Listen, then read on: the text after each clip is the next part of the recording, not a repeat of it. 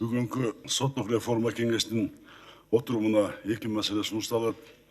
Биринчи маселе жаңы кодекстер жана мыйзамдардын ченемдерин колдонуунун жүрүшү тууралуу.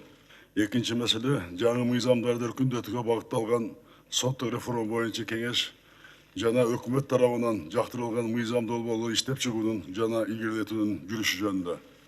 Биринчи маселе 4 бөлүктөн турат.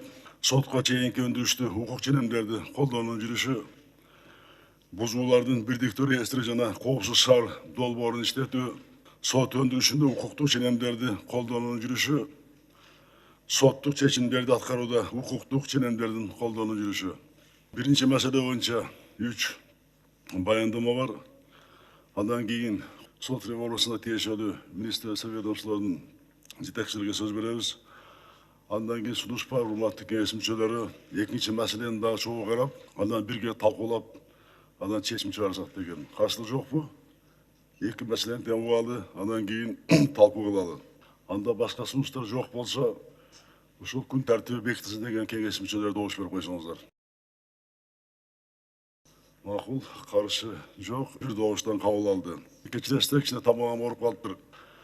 Урматтуу кеңештин мүчөлөрү, өткөн 2 жылдын ичинде кеңештин 2 жыйналышын өткөрдүк. Анда сот системасы үчүн жаңы программанын долбоору, айрым мыйзам актыларын өркүндөтүү каралды. Ошондой эле жаңы кодекстерди жана мыйзамдарды колдонууга киргизүү маселеси талкууланды. Андан сырткары ушул жылдын март айында болуп өткөн судьялардын съездинде алдыга коюлган милдеттерди белгиледик. 2018 жылдын майында менин тапшырмам менен соттук укуктук реформага мониторинг жүргүзүү боюнча эксперттик жумушчу топ түзүлдү.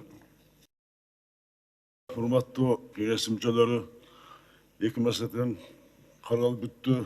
Сиздерге чечим таркатылып берилген. 2 маселе боюнча мен дагы оюмду билдирип коеюн. Кылмыштардын жана жоруктардын бирдиктүү реестри боюнча кылмыштардын жана жоруктардын бирдиктүү каттоосу камсыз кылынып, ведомстволук эмес, жалпы өлкөлүк укуктук статистиканы түзүүнү толук ишке ашыруу керек. Каттоо блогунда олуттуу проблема бар жок эмес. Бир жыл ичинде кылмыштардын реестринде бирдиктүү каттоо менен байланыштуу маселе чечилбей келе жатат. Кылмыштардын реестринде бирдиктүү каттоо бирдиктүү болууга тийиш. Жалпы өлкөлүк укуктук статистиканы түзүү мүмкүн болбойт, эгерде бирдиктүү реестрде киргизбесек. Санааттештирүү жалпы боло элек азырынча пилот вариантта гана ишке ашырылды. Пилоттук соттор, пилоттук пробация, пилоттук тергөөчүлөр кабинеттери, пилоттук милиция. Бишкекте да соттук укуктук реформанын саналык элементтери толук киргизилет. Соттук жыйналыштарды аудио, видео протоколдоо менен жабылуу дагы эле жүргүзүлүп жатат. Бул системалар өзара жакшы, өзүнүн жыйынтыгын толук бере элек.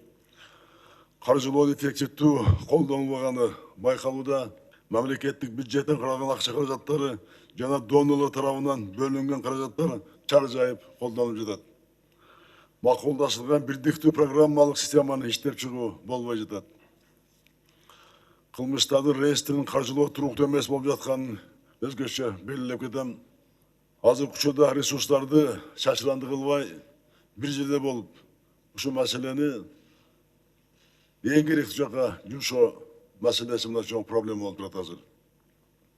Биз ушу менен гана, ошо каражат менен бул системанын өсүшүн камсыз кылабыз. Бузуулардын реестри системасын түзүү боюнча кырдаал күтүлгөндөй жана мыйзамда белгиленгендей азырынча ишке киргизилген жок. Муну баарыбыздын мойнуна алыш керек.